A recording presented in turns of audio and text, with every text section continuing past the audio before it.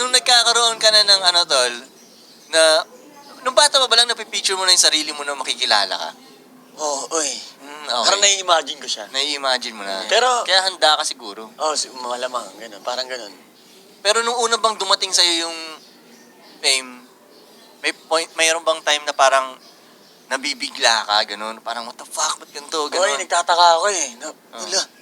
Sikat na ako, ganun. Kasi lagi sinasabi ng iba, oy, sikat ka na. Ang init mo, mainit pangalan mo, sikat ka na. Tapos ako, hindi pa. Pero dumadami hanggang nakasama ko si Looney. Sinabi niya sa akin, mainit ka ngayon, mainit ka na. Paano pala nakasama yun? Sa sunugan. Okay.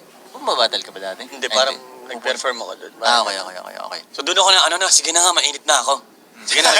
Sige na, may pangalan na ako. Sige na doon. Wala kasi si Looney na yun eh. Doon nilang pala